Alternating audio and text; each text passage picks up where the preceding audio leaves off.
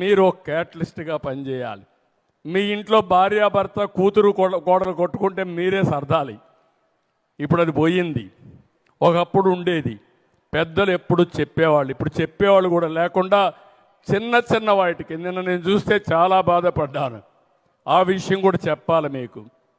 మంగళగిరిలో భార్యాభర్త టీవీ చూస్తున్నారు, సౌండ్ ఎక్కువ ఉంది. భర్త అన్నాడు సౌండ్ తగ్గించమన్నాడు. భార్య ఇరిటేట్ అయిపోయింది, భర్తను చంపేసింది. అంటే ఎంత ఇంపేషెన్స్ వచ్చిందో మీరు అర్థం చేసుకోండి. అంటే దీనికి కారణం ఏంటి? ఇండ్లలో చర్చలే లేవు. మీరు సెల్ ఫోన్తో బిజీ, పిల్లలు సెల్ ఫోన్తో బిజీ, భర్తలు సెల్ ఫోన్తో బిజీ. ఇంట్లో ఉండి సెల్ ఫోన్లో మెసేజ్ పెడతారు. దానికంటే దౌర్భాగ్యం ఏం కావాలి నాకు అర్థం కాదు. సెల్ ఫోన్ వాడుకోవాలి, మంచికి వాడుకోవాలి. సెల్ ఫోన్ అనేది వ్యసనం కాకూడదు. వ్యసనం అయితే సమస్యలు వస్తాయి. మీరు గట్టిగా మాట్లాడతారు అవతల వాళ్ళ మీద, వాళ్ళకి ఇరిటేషన్ వస్తుందా లేదా, ఆవేశం వస్తుందా లేదా? మీరు సెల్ ఫోన్ చూస్తూ ఉంటారు, చూసి చూసి మీ మైండ్ అంతా కూడా ఏదంటే చూస్తారు. ఓసారి పనికిరాని అన్నీ కూడా చూస్తారు.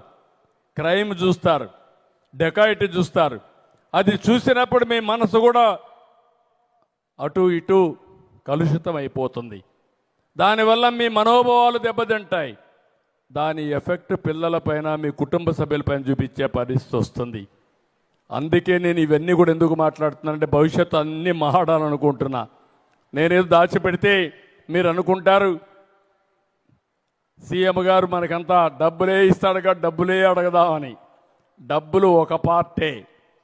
మనం సంపాదించేదంతా నేను కష్టపడేది ప్రభుత్వంలో మీకోసరం కాకపోతే ఎవరి కోసరం అని అడుగుతున్నా. సంపద సృష్టించేది మీకోసరం, ఆదాయాన్ని పెంచేది మీకోసరం, సంక్షేమ కార్యక్రమాలు ఇచ్చేది మీకోసరం. ఇవి ఇంకా బాగా చేస్తే ఇంకా ఎక్కువ వస్తాయి. నేను కష్టపడినప్పుడు మీరు కష్టపడితే, మేము కష్టపడడంతో సమానంగా అందరం కష్టపడితే దానివల్ల మెరుగైన ఫలితాలు వస్తాయి.